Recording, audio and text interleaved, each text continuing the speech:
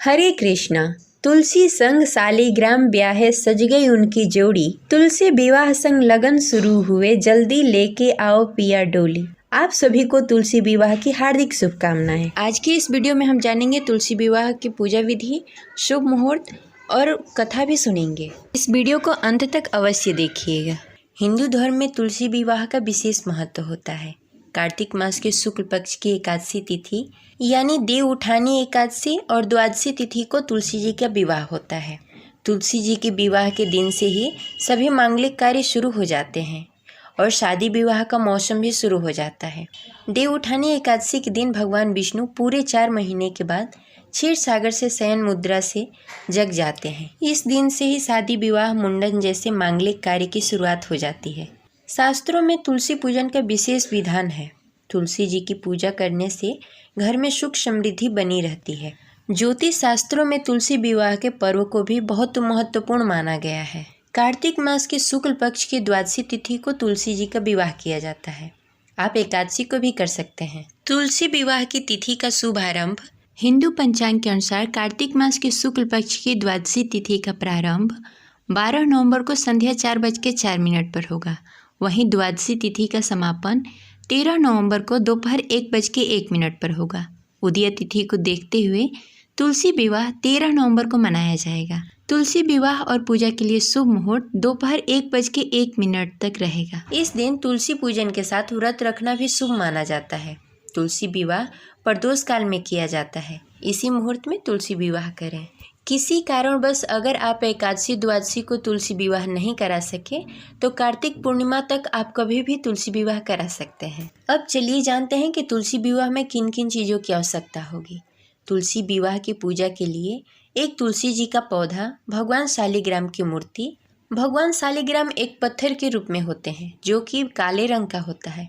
अगर आपको शालिग्राम नहीं मिल सके तो आप उनकी तस्वीर भी ले सकते हैं, लेकिन तस्वीर में ये ध्यान रखें कि उनके साथ माता लक्ष्मी न हो।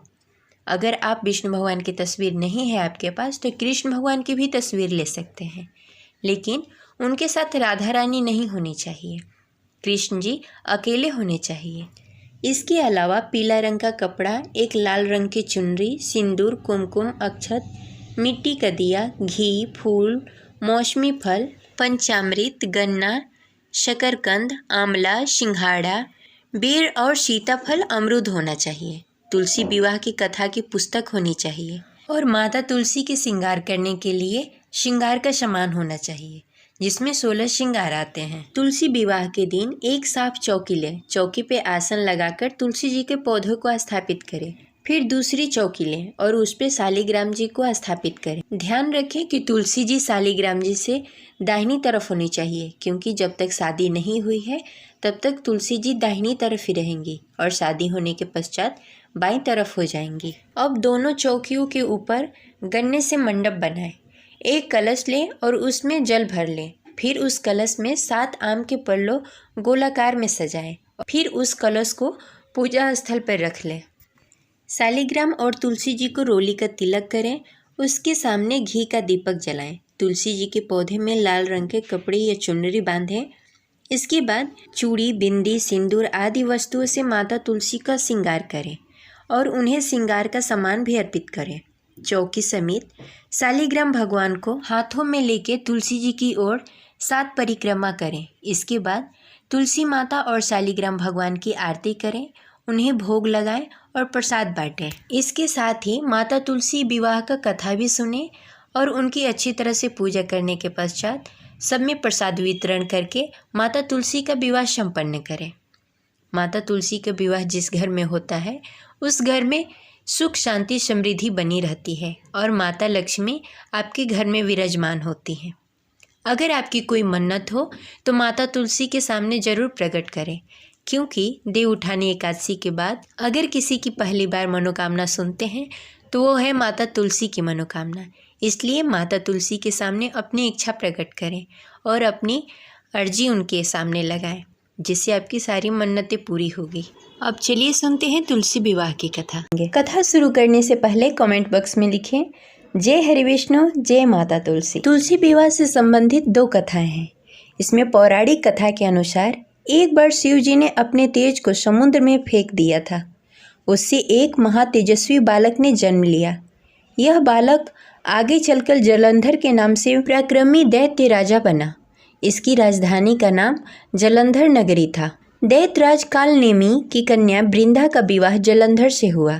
जलंधर महाराक्षस था। अपनी सत्ता के मद में चूर उसने माता लक्ष्मी को पाने की कामना से युद्ध किया, परंतु समुद्र से उत्पन्न होने के कारण माता लक्ष्मी ने उसे अपने भाई के रूप में स्वीकार किया। वहां से पराजित होकर वह देवी पार्वती को पाने की लालसा से कैलाश पर्वत पर जा पहुंचा। भगवान देवादिदेव शिव का रूप धरकर माता पार्वती के पास जा पहुंचा, परंतु माता ने अपनी योग बल से उसे तुरंत ही पहचान लिया तथा वहां से अंतर ध्यान हो गई। देवी पार्वती ने क्रोध होकर सारा वृतांत भगवान विष्णु को सुनाया। जलंधर की पत्नी वृंदा अत्यंत पतिव्रता स्त्री थी। उसकी पतिव्रत धर्म की शक्ति से जलंधर न तो मारा जाता था और न ही पराजित होता था।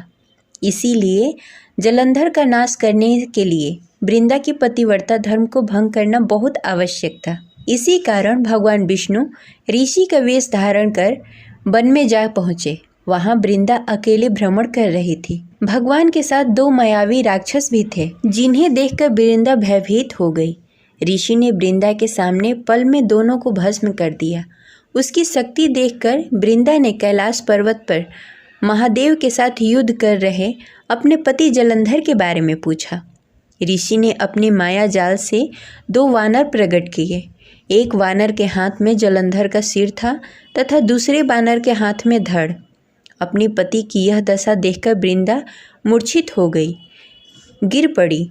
होश में आने पर उन्होंने ऋषि रूपी भगवान से विनती की कि वह उसके पति को जीवित करें। भगवान ने अपनी माया से पुनः जलंधर का सिर और धड़ जोड़ दिया, परंतु स्वयं भी वह उसी शरीर में प्रवेश कर गए। वृंदा को इस छल का तनिक भी आभास नहीं हुआ। जलंधर बने भगवान के साथ वृंदा पतिव्रता का व्यवहार करने लगी, जिससे उसका सतीत्व भंग हो गया।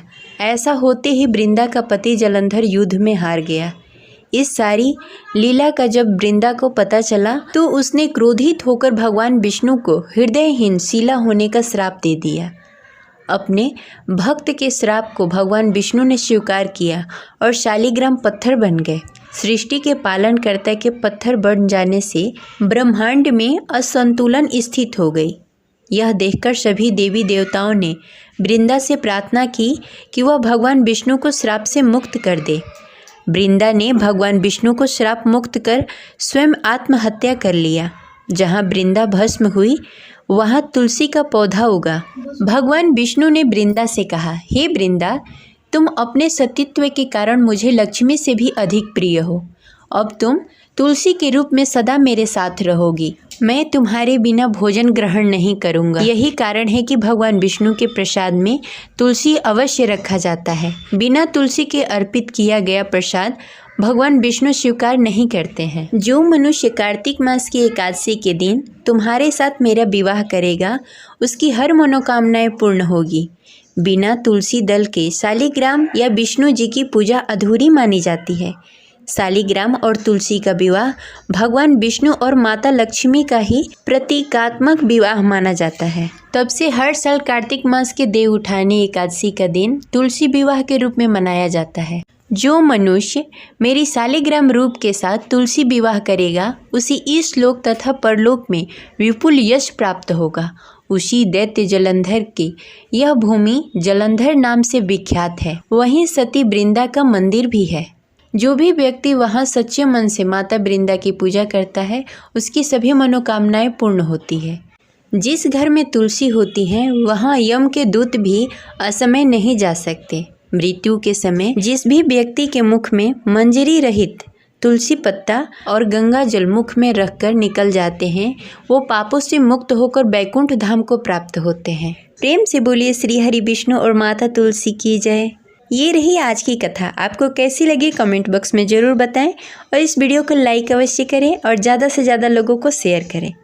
मिलते हैं अगले वीडियो में, तब तक के लिए जय हरि विष्णु।